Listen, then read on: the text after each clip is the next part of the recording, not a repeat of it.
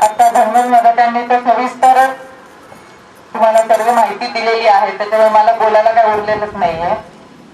पण आज त्या निमित्ताने आम्ही इथे आलेलो आहोत. माळेगाव हे काय अपरिचित गाव आहे आमच्या दृष्टीने. इथली सर्व गाव म्हणजे आम्ही इंदापूरमध्ये आम्ही प्रचार करत होतो. प्रेम करत आलेला आहात गेली 47 वर्ष किंवा जे साहेबांच्या राजकारणाची कारकीर्द आहे. फक्त एकच मला असं वाटतं आवर्जून तुम्हाला सांगायला की आज साहेब 75 वर्षाचे आहे त्यांचं वय.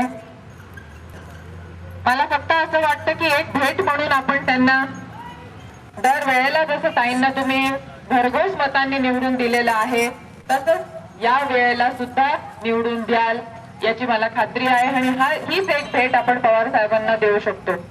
दुसरं ते आपल्याकडून काय मागतात? सोनं नाही, नाणं नाही, चांदी नाही, काही नाही. आज साहेब आपल्या देशाचे कृषी मंत्री आहेत. इथे तरुण पिढी भरपूर संख्येने आहे म्हणून मला सांगावंसं वाटतं की जगाच्या इतिहासातील जी कर्जमाफी झालेली आहे शेतकऱ्यांसाठी जवळजवळ 70,000 कोटी रुपये ही कर्जमाफी कोणी केली? तर पवार साहेबांनी केली. कृषी वित्त पुरवठा 80,000 कोटी वरून 5 लाख कोटींवर भरती कोणी नेली?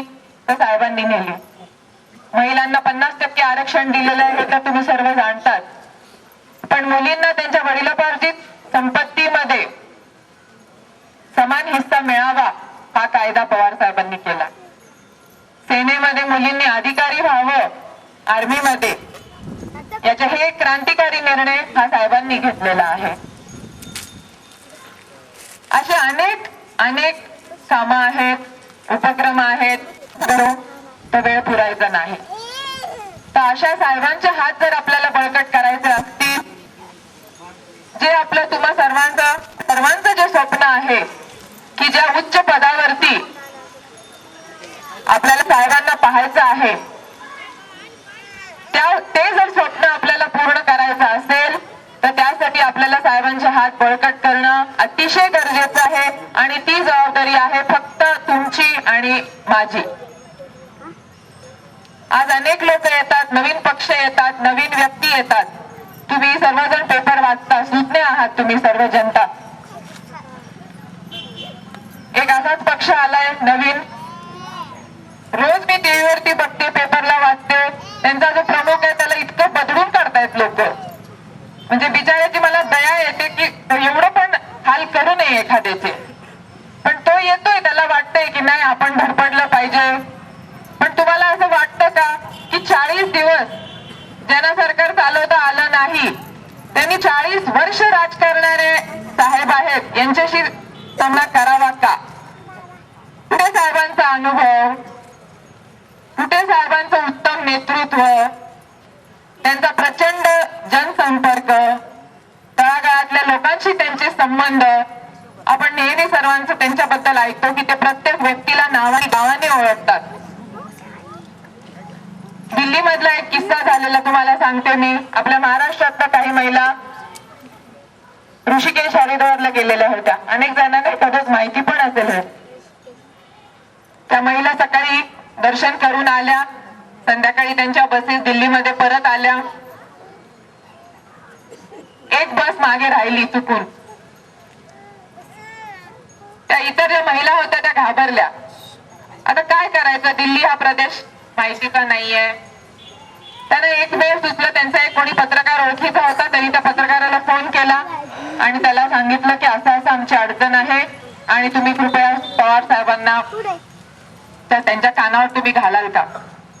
त्या पत्रकारांनी साहेबांना फोन केला आणि साहेब कधीही त्यांचा फोन बंद ठेवत नाहीत आणि घरी फोन केला तर ते नेहमी फोनवरती येतात. ही त्यांची खासियत आहे. रात्री 12-1च्या दरम्यान साहेबांनी सगळी यंत्रणा हलवली उत्तर प्रदेश मधली आणि ती बस जिथे कुठे होती त्या महिला सुरक्षित होत्या. पण त्यांना दुसऱ्या दिवशी सकाळी 6-7 वाजेपर्यंत त्यांनी दिल्लीमध्ये आणायची व्यवस्था केली. तर इथल्या महिलांना वाटलं होतं की काय आमच्या त्या महिलांना कोणी त्यांचं अपहरण केलं का काय. तर साहेब म्हणाले की नाही, महिलांनी त्या ड्रायव्हरचं अपहरण केलं होतं, त्याला इकडे फिरव तिकडे फिरव, आपला स्वभाव माहिती आहे तुम्हाला बायकांचा, एक ठिकाणी नेलं तर जाणार. नमस्कार सर्व ज्येष्ठ, सर्व ग्रामस्थ, उपस्थित सर्व सन्मान्य व्यासपीठ, माझ्या सर्व भगिनी मैत्रिणी आणि बच्चे कंपनी. मी आज देवळात आहे, येथेही आज एकादशी आहे. मगाशी बाबळे गुरुजींनी माझी तक्रार ह्यांच्याकडे केली. आज या मंदिरात मी उभं राहून बाबळे गुरुजींच्या विरोधात तक्रार माझ्या विठ्ठलाकडे करते की मी तिसऱ्यांदा का नाही येऊ शकले, हे मी कारण सांगते. त्यांनी जर मी त्यांचा अनेक वेळा मला फोन आला, कुठे गेले ते, पळून गेले का काय, त्यांना मी सांगितलं, त्यांनी पत्रिका छापली आणि मग मला फोन आला की वहिनी असा असा परवा दिवशी कार्यक्रम आहे, 3 का 4 का 5 दिवसानंतर, बरोबर का 8 दिवसानंतर, आणि पत्रिका छापली. आणि त्यावेळेला मला काहीतरी माझी मुंबईत मीटिंग होती व्यवसायानिमित्त, तर मी त्यांना म्हणाले की तुम्ही जरा आधी माझी थोडीशी वेळ घेतली असती तर मी नक्की आले असते कार्यक्रमाला. याच्या आधी सुद्धा मी आवर्जून आलेली आहे या कार्यक्रमाला आणि इथे यायला मला कोणाचंही आमंत्रण लागत नाही. ह्या माझं घरचं देऊळ आहे, माझं मंदिर आहे हे. त्याच्यामुळे तुम्ही जी आपली तक्रार केलेली आहे माझ्याबद्दल ती रास्त नाही आहे. बघा ना, त्याच्यामुळे मी काय राग धरणार नाहीये तुमच्यावरती. पुन्हा तुम्ही पुढच्या वेळेला मला थोडं आधी जर कल्पना दिली तर मी नक्की येईल. फक्त काय असतं, व्यवसायात असल्यामुळे मुलं दोघी मोठी झालेली आहेत, कामधंद्यात आहे मी, त्याच्यामुळे तेही सांभाळावं लागतं, इकडेही यावं लागतं. लोकांना वाटतं यावं, वेळ दिला पाहिजे, मान्य आहे मला, त्यांची इच्छा प्रामाणिक आहे, त्यांना असं वाटतं की वहिनींनी आलं पाहिजे इथे. ते सगळं मी त्याचा मान ठेवते तुमचा. फक्त पुढच्या वेळेला मला आधी जर सांगितलं तर मी माझं प्लॅनिंग व्यवस्थित करेन. दुसरं, आता संगीताने म्हणाल्या की मी शिष्ट वाटते समजा चेहऱ्यावरून, तर मला तेच एक हा मुद्दा घेऊन सांगायचंय की दिसतं तसं नसतं म्हणून ते जग फसतं.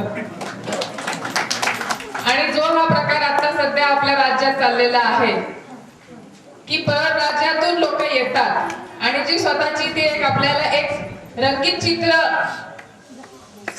चित्र रंगवतात की आमच्याकडे असं आहे, आमच्याकडे तसं आहे, हे आहे, ते आहे.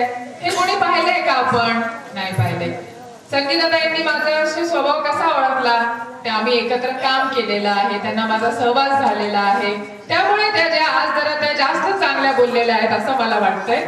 पण एवढं काही कौतुक करण्याचं कारण नाहीये, नाही आहे ते असं नाही. आम्ही जे सर्वसामान्यांची मी वागते तसं मी काय वेगळं काही वागायचा प्रयत्न केलेला नाहीये. पण त्यांनी एक तक्रार केली, तक्रार म्हणजे एक लाडात तो बोलला की आपल्या पक्षाचं काम एवढं आहे, साहेबांनी एवढं डोंगरावर काम केलेलं आहे, दादांनी एवढं काम केलेलं आहे, ताईंनी काम केलेलं आहे, पण आपल्या पक्षाचा प्रसार होत नाही, त्याची जाहिरातबाजी होत नाही. हे सोशल मीडियाचे तुम्ही आहात इथे, त्याच्यामुळे त्याची तक्रार माझी नाहीये.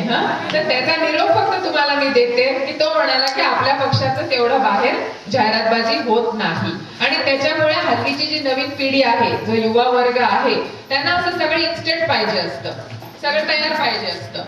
तर ते होणं थोडंसं अवघड आहे. कारण का, तुम्ही सर्वांनी साहेबांचा स्वभाव पाहिलेला आहे, साहेबांचा आदर्श आम्ही देखील घेतलेला आहे.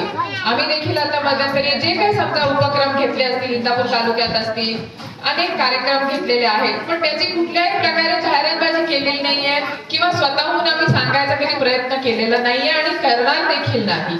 फक्त आपल्या जसे राष्ट्रवादीचे आपले जे कार्यकर्ते आहेत त्यांची एक जबाबदारी आहे की तुम्ही हा जो संदेश आहे की साहेबांचं काम केवढं मोठं आहे, तुम्ही आज सर्वजण ओळखता साहेबांना. साहेबांच्याकडे काय नाहीये, उत्तम प्रशासन आहे, उत्तम नेतृत्व आहे, प्रशासनावरती त्यांची चांगली पकड आहे. 40 वर्ष राजकारण करणाऱ्या साहेबांशी काय संघर्ष करावा आणि का करावा? साहेबांचं वय आज 75ला पोहोचलेले आहेत साहेब. आपण त्यांना अजून किती त्रास द्यायचा?